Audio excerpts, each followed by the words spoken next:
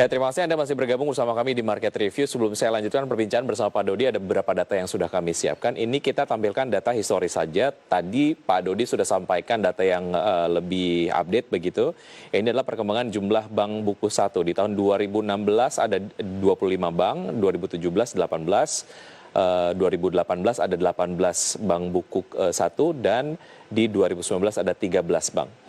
Kemudian mengenai perkembangan jumlah bank buku 2, di tahun 2016 ada 50 bank, 2017 ada 54 bank, kemudian di 2018 ada 52 bank, dan di 2019 ada 52 bank. Kami kompilasi datanya dari OJK pada bulan Desember 2019.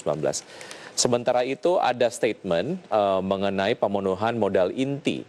Ini tentu saja kami ambil dari pernyataan Bapak Peter Abdullah, Direktur Riset Core Indonesia, menyatakan pemenuhan modal inti akan memaksa bank melakukan konsolidasi. Semua ini atau selama ini perbankan Indonesia terlalu tersegmentasi, sehingga harus dilakukan konsolidasi agar gap antar bank tidak terlalu jauh. Meskipun saat ini bank melakukan restrukturisasi kredit, kewajiban melakukan penambahan modal inti seharusnya tidak memberatkan operasional karena kewajiban pemenuhan modal inti berada di tangan pemilik bank. Saya lanjutkan perbincangan bersama Pak Dodi. Pak Dodi, satu hal yang juga cukup menarik, mungkin bisa disimpulkan dari apa yang disampaikan oleh Pak Peter Abdullah, bahwa sebetulnya kebijakan ini diterapkan di tengah kebijakan restrukturisasi kredit akibat pandemi.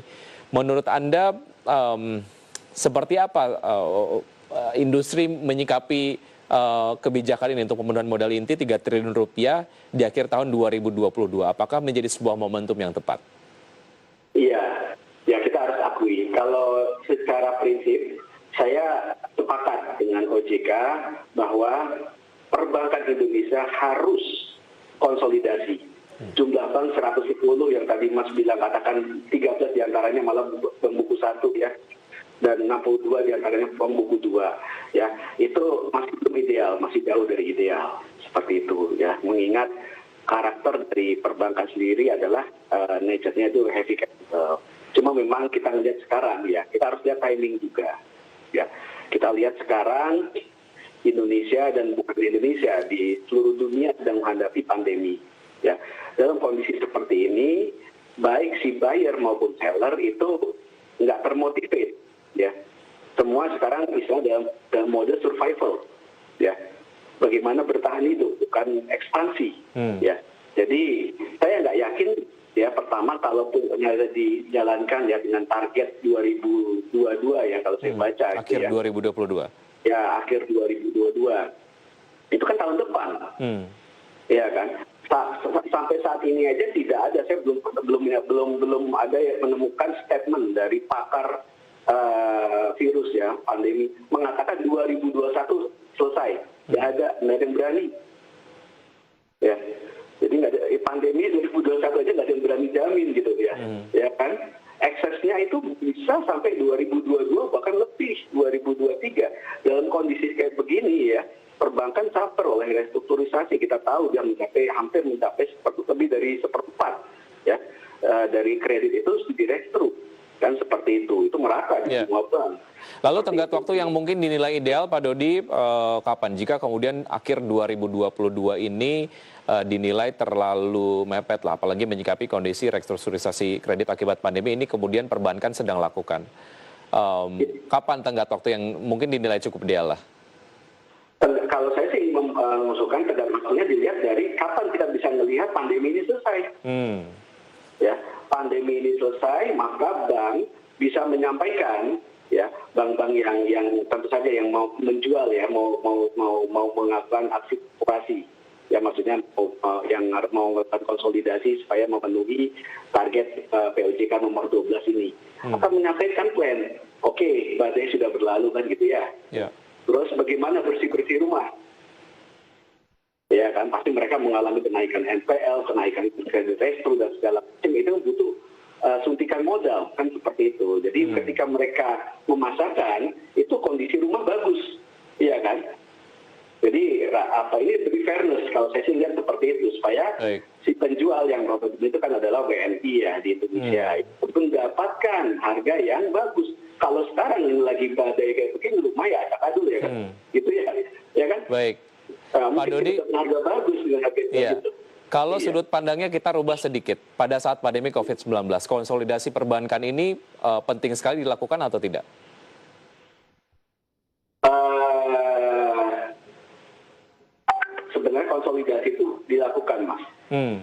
Nah, jadi timingnya aja. Nah kan gini loh, pandemi ini kan tidak berlangsung untuk seterusnya. Ini adalah katastrof ya. Ya.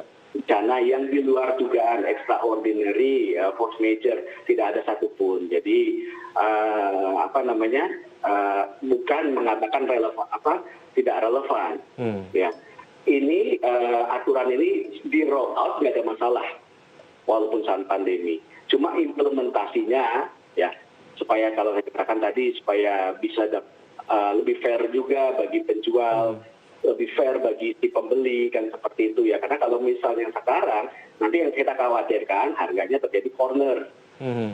Ya kan kita katakan bank kan sekarang lagi dalam tekanan yang besar ya, misalnya kalau rumah itu lagi amburadul lah seperti itu ya. Kalau orang melihat rumah dalam keadaan kayak begitu tentu akan main potong aja harga kan kalau saya jadi pembeli kan. Nggak ada diligence, tidak ada negosiasi yang fair seperti itu, akan minim lah seperti itu yang kita khawatirkan ya.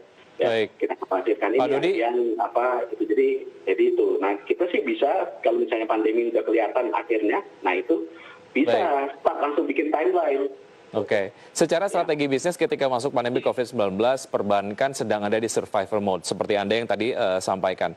Tapi kalau dilihat dari konsolidasi mempengaruhi beban operasional perbankan, Anda melihat korelasi itu nggak? Ya, jelas namanya aktivitas ini namanya istilahnya organisasi ya, tim akuisisi pasti menimbulkan biaya yang besar. Ya, tapi bukan berarti ini ada istilah akuntingnya Mas, secara teknik akuntansi bukan semuanya harus dibebankan di depan. Ya ada beberapa tipe biaya bisa dikapitalisasi, disebar. Ya, disebar panjang berapa tahun seperti itu, jadi bisa. Jadi itu satu, terus yang kedua biasanya yang ngambil itu besar.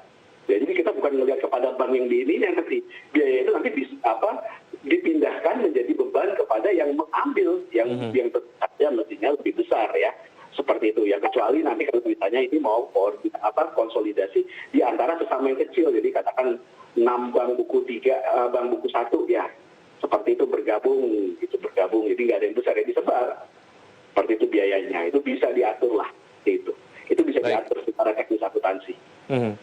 Baik, kita doakan semoga memang yang paling ideal adalah pandeminya cepat berlalu agar cita-cita besar bagaimana sebetulnya menguatkan perbankan di Indonesia ini dapat tercapai.